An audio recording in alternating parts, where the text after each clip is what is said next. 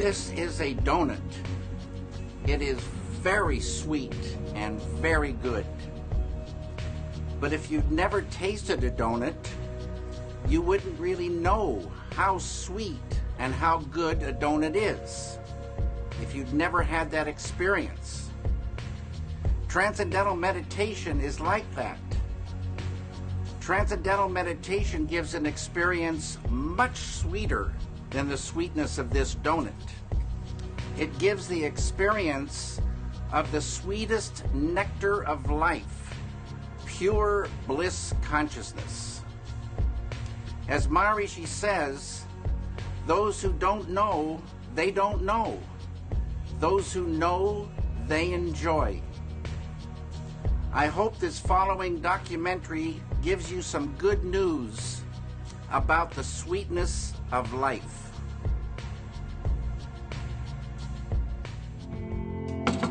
Okay. This here represents the surface of life. Surface. And we see surfaces, surfaces.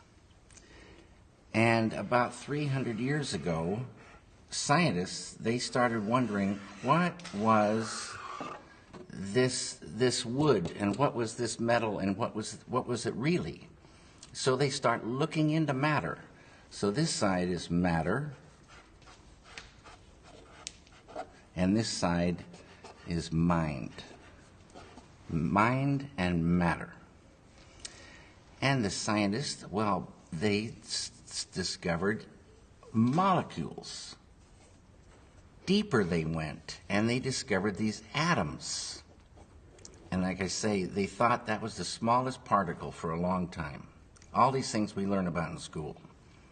They went deeper, and they find inside the atoms these little electrons and neutrons and protons.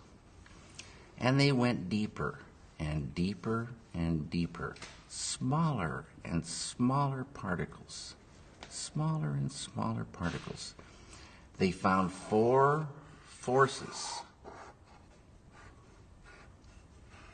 On a deeper level, the 4 became 3.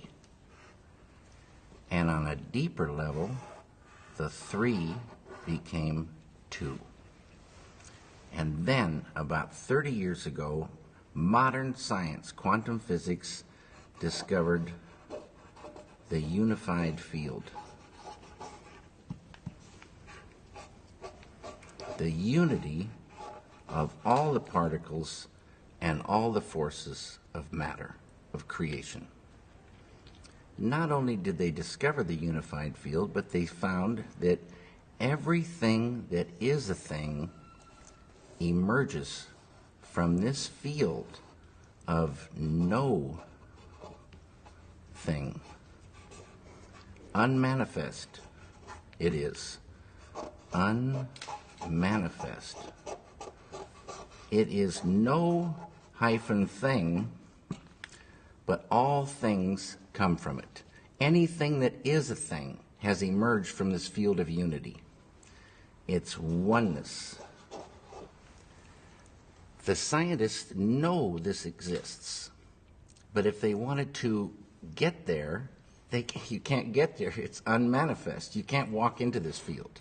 But any one of those scientists could practice a technique, transcendental meditation, which, remember, true happiness is not out there. You're given a mantra, a very specific sound, vibration, thought. Very specific. It needs to be life-supporting at all deeper levels. And that mantra that you're given, that Maharishi gives, the key that opens the door. The mantra turns the mind within, turns the awareness within, and you naturally dive. Why is it natural? Because each deeper level of mind and each deeper level of intellect has more happiness. And the deeper levels of mind and deeper levels of intellect correspond to deeper levels of matter. At the borderline of intellect, you transcend. Transcend is the key word.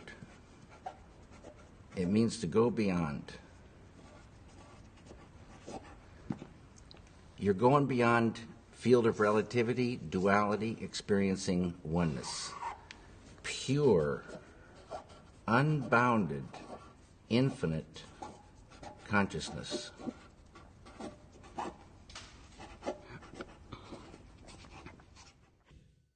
This consciousness has qualities: infinite creativity,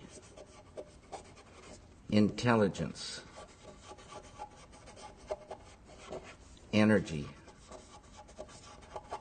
love, power, and bliss. Dynamic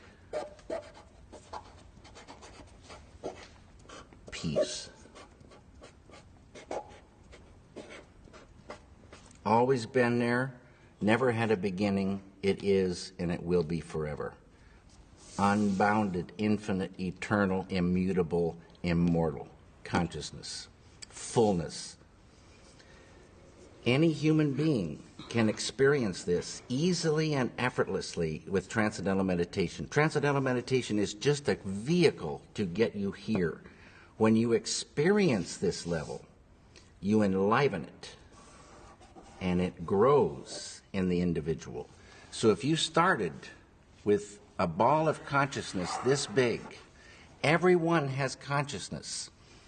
Consciousness is the way to understand consciousness. If you took it away, you'd see what it really is. If there wasn't any consciousness, we wouldn't exist. And if we did exist, we wouldn't know it. It's the I amness of life. It is life itself. Tied to consciousness is all this: creativity, intelligence, energy, love, power, bliss, dynamic peace, all positive. Light of unity, all positive. You experience this level and you enliven it, and this ball of consciousness that you thought was just going to stay the same for the rest of your life starts expanding, and these qualities expand. So day by day, you're growing creativity, intelligence, love, energy. And this ball of consciousness is now expanding, and you're owning unconscious or subconscious more and more and more. Side effect of the growth of this consciousness is negativity starts to recede. Tension. I write all these things. Stress. Anxiety. Sorrow, depression, anger, hate, fear, all starts to go. Can't live in the light of this. In schools, when there's stressed anxiety, horror stories, depression, so many people on pharmaceutical drugs, suicides, shootings, stabbings. You give a student this technique. It's easy to do. It's not concentration. It's not contemplation. Concentration, contemplation keep you right on the surface. You're not transcending. It's this field that does everything for the human being. This field. And you experience this field when you really get there and transcend. This is transcendental consciousness. It's, there's so many names for this field. The Tao, Kingdom of Heaven, all these names for this one field, the absolute, totality. In Vedic language, this field is called Atma. A-T-M-A, means the self, with a capital S. Know thyself. Get there. Know it by being it. Unfold it. And what you're doing is unfolding your full potential as a human being. Your full potential of the beautiful human being is called enlightenment. And people can unfold their enlightenment. And man, you are not angry anymore? No, I told you, that anger lifted away without trying. Poison to the artist, poison to the environment, poison to the human being, lifts away without trying. But it's not that you become numb and sleepy and don't want to work. You get more energy, more enjoyment of the doing. And negativity lifting means that conduit of the flow of ideas, the flow of creativity, is not cramped by that. Negativity restricts that flow. So, and you can still have righteous anger, being very strongly for something or against something, beautiful. But the kind of anger that is just bitter, just like selfish kind of anger, no one wants to be around this kind of person, and the person's poisoning themselves. The person can't work so good. That's mind control. Negativity is really mind control. Depression controls the mind now. Can't work. Mm-hmm. Anger controls the mind. You can't work. Sorrow. Some people hold sorrow for years. And you want to visit them and cheer them up, but it doesn't do anything. You get them the chance to transcend and watch what happens. Sorrow will lift away. They'll be back on the road. You started 34 years ago to go deeper and deeper into that spiritual journey, but it's lately only that you decided to go public about it more and more. What was the ignition point, or in your life or in the world, that made you want to talk about it? What happened? This right here, Water the Root Peace Creating Group. This one here, I don't know where over there. This is the individual here, and the same phenomenon happens with a group. Lots and lots of people, square root of 1% of a population. So, like I said, for France, 750 to 1,000 do the thing. A group, quadratically more powerful than the same number scattered about. And this is a thing, like my friend Dr. John Hagelin says, if you have two loudspeakers and they're separated, you have one volume, you put the two next to each other and you got the equivalent of 4 loudspeakers. You put 3, you've got suddenly the 9. It's called constructive interference. It's a real thing. A group, close, doing the program, advanced techniques.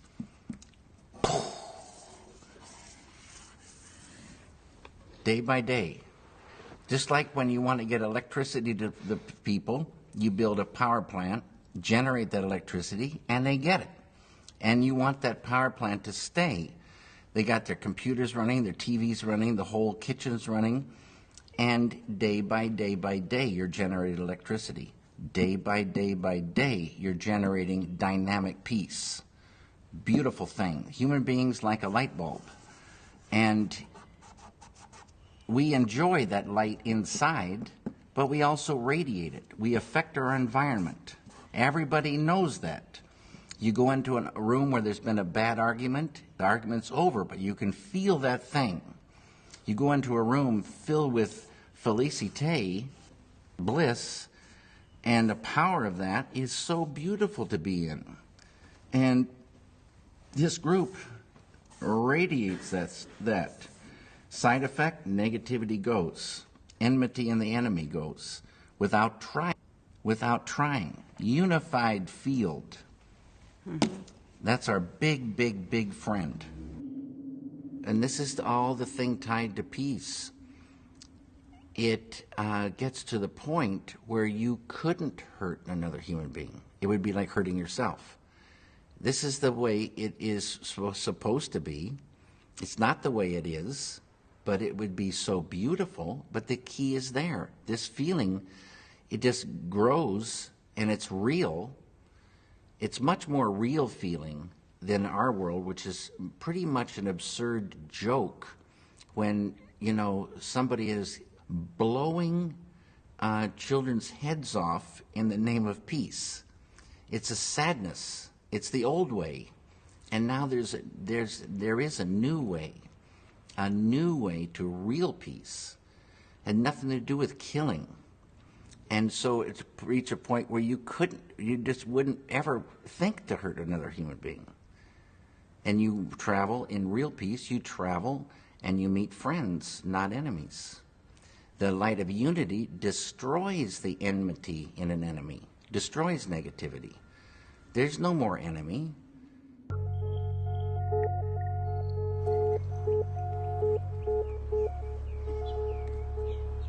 I hope you enjoyed this documentary. Thank you very much. And I wish you all the very, very best.